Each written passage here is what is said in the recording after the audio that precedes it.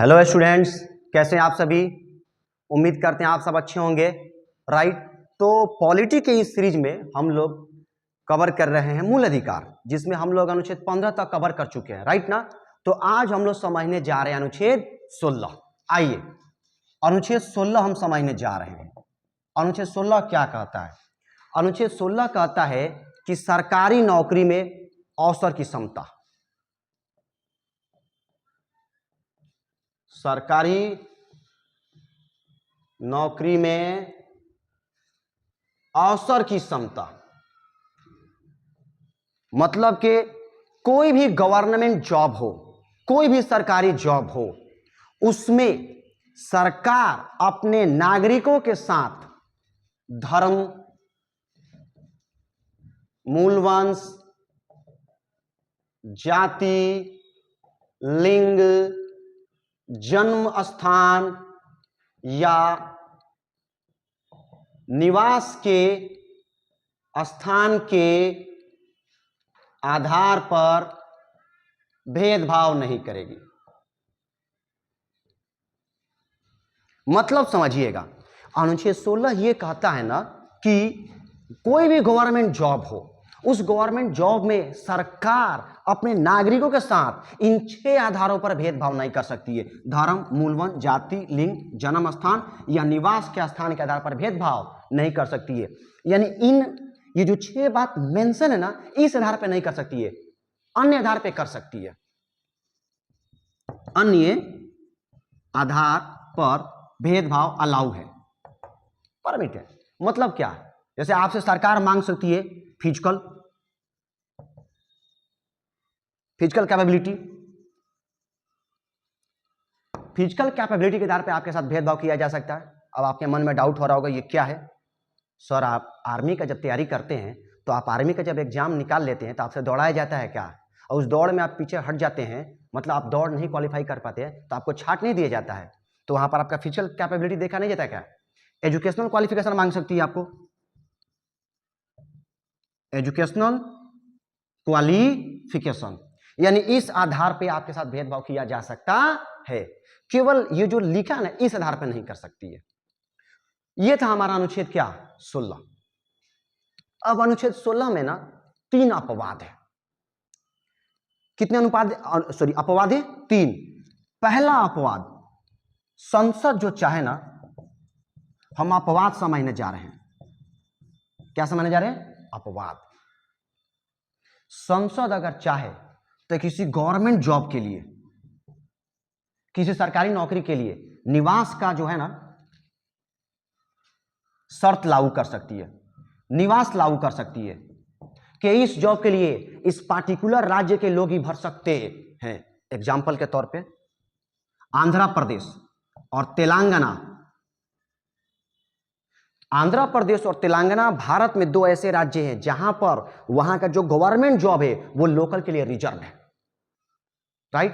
तो ये है तुम्हारा पहला अपवाद। और किसी राज्य में ऐसा नहीं है, केवल यही 2 राज्य हैं। पहला अपवाद। दूसरा अपवाद ये है कि पिछड़ा वर्ग के लिए सरकार जो है ना, पिछड़ा जो वर्ग है उसके लिए सरकार जो क्या कर सकती है, आरक्षण की व्यवस्था कर सकती है। पिछड़ा वर्ग के लिए गवर्नमेंट आरक्षण की व्यवस्था कर सकती है, या कोई पद किसके लिए कर सकती है? पिछड़ा वर्ग के लिए आरक्षित कर सकती है। लेकिन कौन पिछड़ा वर्ग? बात आता है कौन सा पिछड़ा वर्ग होगा जिसके लिए सीट आरक्षित की जाएगी, जिसके लिए आरक्षण की बात की जाएगी? जानते हैं कौन? जिनका सरकार के नजर में, ध्यान से समझिएगा, सरकार के नजर में एडुक्वेट रिप्रेजेंटेशन नहीं है। एडुक्वेट रिप्रेजेंटेशन नहीं है। एडुक्वेट रिप्रेजेंटेशन नहीं है। इसका मतलब क्या? इसका मतलब कि जितना उनका प्रतिनिधित्व होना चाहिए था गवर्नमेंट जॉब में, उतना उनका रिप्रेजेंटेशन नहीं है। एग्जाम्पल के तौर पे आप समझिएगा। एग्जाम्पल मान लीजिए कि कोई पिछड़ा वर्ग है ए, ये पिछड़ा वर्ग है ए, इसकी जनसंख्या राज्य में 8%। जनसंख्या कितना है? 8%। लेकिन वहां के उस राज्य के जो गवर्नमेंट जॉब है उसमें मात्र 2% गवर्नमेंट जॉब में है लोग। फिर से समझिए, कोई पिछड़ा वर्ग ए है जिसकी उस राज्य में जनसंख्या 8% है, लेकिन वहां के जो राज्य के गवर्नमेंट जॉब है उसमें मात्र वो लोग 2% है, यानी कितना परसेंट पीछे है? 6%। तो सरकार इस वर्ग के लिए आरक्षण की व्यवस्था कर सकती है। यह है दूसरा बात, समझे ना? तीसरा बात समझिएगा। तीसरा, अगर कोई धार्मिक संस्था है, धार्मिक संस्था या उसका कार्यकारी परिषद, कार्यकारी परिषद, इसको समझिएगा, कोई धार्मिक संस्था है या उसका जो कार्यकारी परिषद है, तो उसमें केवल उसी धर्म के लोग सदस्य बनेंगे, सदस्य बनेंगे। कहने का मतलब क्या है? कहने का मतलब यह है कि जैसा मान लीजिए कोई एक मंदिर है, बहुत ही फेमस मंदिर है, अब उस मंदिर को रेगुलेट करने के लिए एक कार्यकारी परिषद है, ठीक है ना, एक मैनेजिंग बॉडी है। तो उस मैनेजिंग बॉडी में ना सभी लोग हिंदू होंगे, एक भी मुस्लिम नहीं होगा, और मुस्लिम लोग क्लेम नहीं कर सकते हैं कि हमको इसका सदस्य बनाया जाए। या मान लीजिए वक्फ बोर्ड है, मुस्लिमों में एक वक्फ बोर्ड होता है, तो कोई हमारे हिंदू भाई ये नहीं कह सकते हैं कि हमको उसका सदस्य बनाया जाना चाहिए। बात समझे ना? या मान लीजिए कोई पर्सन है जिसको उर्दू की लैंग्वेज आती है, उर्दू आती हो, तो वो ये जाके कल क्लेम नहीं कर सकता कि हमको मस्जिद का इमाम बनाया जाए। उसके साथ भेदभाव किया जा सकता है, उनको मना किया जाता है कि नहीं, आप मस्जिद के इमाम नहीं बन सकते, राइट ना? तो ये अनुच्छेद 3 में क्या थे? अपवाद थे, राइट? बात समझे? अब हम आगे बढ़ते हैं। अब ये मुद्दा क्या है? मुद्दा ये है कि ये अभी हमने बोला ना पिछड़ा वर्ग, ये पिछड़ा वर्ग कौन है? पिछड़ा वर्ग कौन? इसी कहानी शुरू होती है 1953 से। कहानी समझिएगा। 1953 में क्या होता है? प्रथम पिछड़ा वर्ग आयोग का गठन हुआ। 1953 में प्रथम पिछड़ा वर्ग आयोग का क्या हुआ? गठन हुआ। किसकी अध्यक्षता में? काका कालेलकर की अध्यक्षता में। काका कालेलकर की अध्यक्षता में प्रथम पिछड़ा वर्ग आयोग का गठन हुआ। इन्होंने बताया, अपना रिपोर्ट जारी किया 1955 में, बताया कि देश में कुल 2399 पिछड़ा वर्ग है, पिछड़ा वर्ग है, राइट ना? और इन्होंने क्या किया था? सभी महिलाओं को शामिल कर लिया था। मतलब क्या?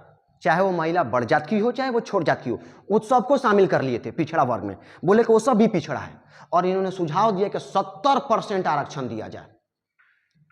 कितना परसेंट? 70% आरक्षण देने की बात बोले थे। आप इमेजिन कर रहे हैं, 70% आरक्षण। गवर्नमेंट ने इनके सुझाव को रिजेक्ट कर दिया, रिजेक्ट कर दिया गया, राइट? कि 70% आरक्षण नहीं दिया जाएगा, गवर्नमेंट जॉब में इनको 70% आरक्षण नहीं दिया जाएगा। तो इसी बीच सुप्रीम कोर्ट का फैसला आ गया 1963 में। सुप्रीम कोर्ट का एक फैसला आया। सुप्रीम कोर्ट ने कहा कि आपको आरक्षण देना है, दीजिए, लेकिन 50% से अधिक आरक्षण नहीं होना चाहिए। 50% से अधिक आरक्षण नहीं होना चाहिए। ये लास्ट सीलिंग है, इसको आपको तोड़ना नहीं है, राइट ना? तो अब आगे बढ़ते हैं हम लोग। एक काम करिए, आप लोग इसका क्या करिए, स्क्रीनशॉट ले लीजिए। ले लिए? चलिए आगे बढ़ते हैं। तो कहानी यह है कि 1979 में मोरारजी देसाई की सरकार, मोरारजी देसाई की सरकार द्वितीय पिछड़ा वर्ग आयोग गठित की, ठीक है ना, बीपी मंडल की अध्यक्षता में, राइट। तो 79 में तो बना, इसने 1980 में अपना रिपोर्ट जारी किया और रिपोर्ट में बताया कि इतना पिछड़ा वर्ग है जो सामाजिक एवं शैक्षणिक रूप से पीछे है, जो देश के कुल 52% जनसंख्या है। यानी जो पिछड़ा वर्ग है उनकी जनसंख्या देश में कितनी है? 52%। 3743 पिछड़ा वर्ग है। तो इन्होंने सुझाव दिया, जानते हैं क्या सुझाव दिया? कि इनको 27% आरक्षण दिया जाए। जो ओबीसी है, जो अदर बैकवर्ड क्लास है, उनको कितना प्रतिशत आरक्षण दिया जाना चाहिए? 27%। तो वीपी सिंह की सरकार ने इस सुझाव को एक्सेप्ट कर लिया, एक्सेप्ट। और इन्होंने, याद रखिएगा, वीपी सिंह की सरकार ने ओबीसी को 27% आरक्षण दिया गवर्नमेंट जॉब में। कितना प्रतिशत? 27% आरक्षण दिया, राइट। और ये तो 1990 में दिया गया। वीपी सिंह की सरकार ने 1990 में 27% आरक्षण दे दिया ओबीसी को। अगले साल 1991 में, अगले साल 1991 में क्या हुआ कि नरसिम्हा राव की सरकार ने आरक्षण में 2 बदलाव किए। कितने बदलाव किए? 2। पहला बदलाव ये कि उन्होंने कहा कि आरक्षण में आर्थिक आधार को शामिल किया जाए, शामिल किया जाए। मतलब क्या? देखिए, ओबीसी में बहुत लोग ऐसे हैं जो बहुत ही रिच हैं, ओबीसी में बहुत लोग ऐसे हैं जो रिच हैं, ठीक है ना। तो उन्होंने बोला कि जो रिच है उसको रिजर्वेशन का लाभ नहीं मिलेगा, आरक्षण का लाभ नहीं मिलेगा। ओबीसी में जो रिच क्लास है, जो क्रीमी लेयर है, उसको आरक्षण नहीं दिया जाएगा। दूसरा, इन्होंने बोला ना कि सवर्ण जाति जो है, उस सवर्ण जाति में बहुत लोग ऐसे हैं जो बहुत ही गरीब हैं, तो उन गरीबों के लिए, ठीक है ना, हम उनको बोलते हैं ईडब्ल्यूएस को 10% आरक्षण देने की बात कहा गया, ठीक है ना। नरसिम्हा राव की सरकार ने बोली। ये ईडब्ल्यूएस कौन है? जो सवर्ण जाति में गरीब है, आर्थिक आधार पे क्या है? गरीब है, आर्थिक आधार पर, आर्थिक रूप से कमजोर, आर्थिक रूप से जो कमजोर है, उसको कितना परसेंट आरक्षण की बात की गई? 10%। मामला सुप्रीम कोर्ट पहुंचा 1992 में। मामला कहां पहुंच गया? सुप्रीम कोर्ट 1992 में। बहुत ही फेमस केस है, केस का नाम याद रखिएगा, Indira Sahni versus union of India.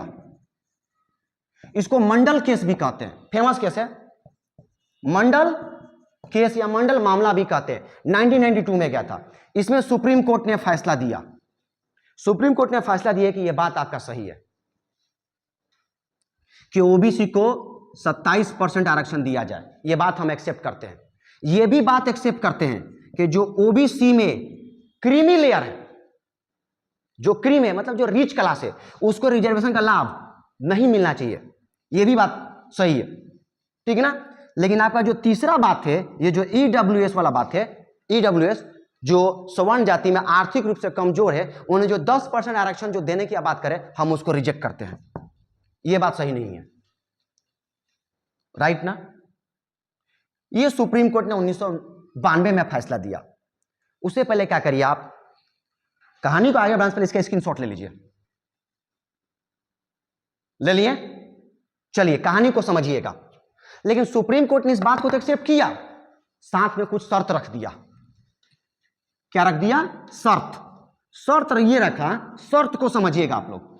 शर्त ये रखा कि जो ओबीसी को 27% आरक्षण दिया जाएगा, वो केवल और केवल नियुक्ति में होगा, प्रमोशन में नहीं होगा। ओबीसी को प्रमोशन में आरक्षण नहीं दिया जाएगा। समझ में आया ना? दूसरा बात बोला कि उस दूसरा बात को समझने से पहले एक बात समझिए। जैसे मान लीजिए ओबीसी के लिए 500 सीट आया, उस 500 में मान लीजिए 100 को भराया, 400 क्या रह गया? खाली। तो ये जो 400 इस साल सीट खाली रहना, इसको अगला साल भी भरेंगे। इसको बोलते हैं जो रिक्त पद है, रिक्त पदों को आगे ले जाने की अनुमति। सुप्रीम कोर्ट ने बोला कि जो इस साल पद खाली है आप उसको अगला साल ले जा सकते हैं, वो वैध है। क्या है? वैध है। अगला साल ले जाकर उसको क्या करिए? फुलफिल करिए। लेकिन याद रखिएगा कि 50% का सीमा टूटना नहीं चाहिए। मतलब कि आरक्षण 50% अधिक नहीं होना चाहिए। राइट ना? फिर ये बात सुनकर सरकार ने क्या किया कि ओबीसी में क्रीमी लेयर को पहचानने के लिए राम नंदन समिति को गठन किया कि कौन क्रीमी लेयर है। राइट ना? अब देखिएगा उसके बाद सरकार ने क्या किया कि जो सुप्रीम कोर्ट ने बोला था ना कि ओबीसी को 27% आरक्षण दिया जाएगा नियुक्ति में, प्रमोशन में नहीं, तो सरकार ने क्या किया 1995 में 77वां संविधान संशोधन किया। क्या किया? 77वां संविधान संशोधन। बोला कि चलिए ओबीसी को हम प्रमोशन में आरक्षण नहीं देंगे, लेकिन एससी एसटी को प्रमोशन में आरक्षण दिया जाएगा। राइट ना? 1995 में सरकार ने बोला कि एससी एसटी को आरक्षण दिया जाएगा। किस में? प्रमोशन में दिया जाएगा। आगे समझिए। फिर सन 2000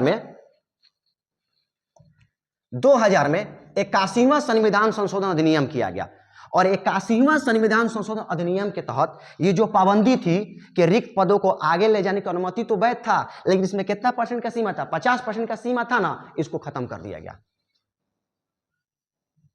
रिक्त पदों को आगे ले जाने में 50% की सीमा खत्म कर देगा। एंड। राइट? फिर मोदी सरकार ने 2019 में 103वां संविधान संशोधन अधिनियम किया 2019 में, और इसके तहत ईडब्ल्यूएस को 10% आरक्षण दिया गया। याद है? यहां पर रद्द किया गया था, उसी 10% को आरक्षण यहां देने की बात कही गई है। ईडब्ल्यूएस कौन है? जो सवर्ण जाति में आर्थिक रूप से गरीब लोग हैं, उनके लिए आरक्षण की बात करता है। तो यह था हमारा अनुच्छेद 16। राइट? मिलते हैं नेक्स्ट वीडियो में, तब तक के लिए नमस्कार।